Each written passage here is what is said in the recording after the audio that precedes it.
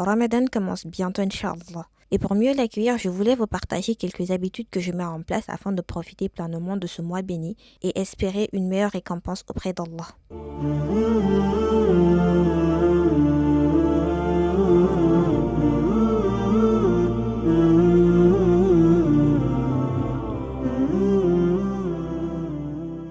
Assalamu alaikum guys, j'espère que vous allez bien.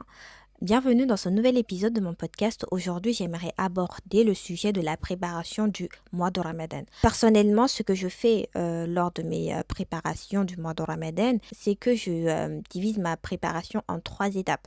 Le pré-Ramadan, le pendant Ramadan et le post-Ramadan. Le pré-Ramadan, pour moi, c'est une sorte d'entraînement. Le pendant Ramadan, c'est la mise en pratique. Et le post-Ramadan, pour moi, c'est un défi.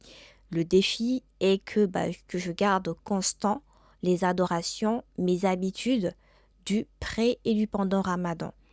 Donc, pendant le pré-Ramadan, l'une des choses que je fais, c'est que je lis le livre de Ibn al-Utaymin sur le mois de Ramadan. Dans ce livre, il explique pourquoi on jeûne, les piliers du jeûne. En gros, il explique tout ce qui a un rapport avec le Ramadan.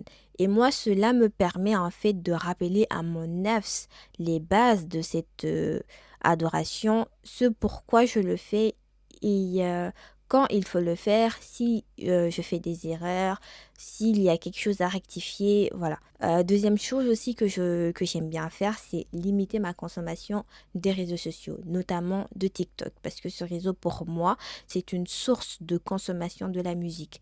Comme je n'écoute plus la musique volontairement, c'est-à-dire que je ne vais pas aller sur une application d'écoute de musique pour écouter de la musique, mais si je suis sur TikTok et que j'ai une vidéo avec de la musique, je vais m'arrêter et regarder la vidéo, par conséquent écouter de la musique. Donc voilà, stop, on limite la consommation du TikTok. Le mois de Ramadan, c'est le mois du Coran. C'est le mois de la lecture du Coran. C'est le mois durant lequel le Coran a été révélé. Et une autre habitude que j'aime bien mettre en place par rapport à ça, c'est de lire minimum 5 minutes par jour Al-Qur'an. Pendant ces 5 minutes, je peux lire une page, 2 pages, ça va dépendre de mon rythme, ça va dépendre de si je veux lire vite ou si je vais prendre mon temps. Donc, minimum 5 minutes de lecture d'Al-Qur'an par jour. Après, il y a beaucoup plus que ça, mais si des exemples que je vous donne de comment je prépare mon pré-Ramadan. Ensuite, on a le pendant Ramadan. Le pendant Ramadan, c'est, comme je l'ai dit, c'est la mise en pratique. Si au pré-Ramadan, je lisais 5 minutes de Coran par jour, pendant le Ramadan, je vais lire beaucoup plus. Si l'objectif est de lire tout le Coran, on va faire en sorte de lire tout le Coran. Mais si l'objectif n'est pas de lire tout Al-Qur'an, ça ne sera pas de lire tout Al-Qur'an, sachant que moi, ma lecture d'Al-Qur'an, c'est pas lire pour lire, c'est lire pour comprendre et le mettre en pratique. Donc, pendant le mois de Ramadan, ça sera booster ma lecture d'Al-Qur'an, aller beaucoup plus loin que je faisais d'habitude. Et aussi, faire des adorations. Par exemple, je sais que j'ai pas pour habitude par exemple, de faire des évocations quotidiennement quand je suis dehors, quand je suis dans les transports, tout ça. Ça, c'est quelque chose que j'ai pas l'habitude de faire quotidiennement. Mais pendant le mois de Ramadan, c'est quelque chose que je fais. Je vais multiplier mes zikrs, je vais vraiment les prendre au sérieux.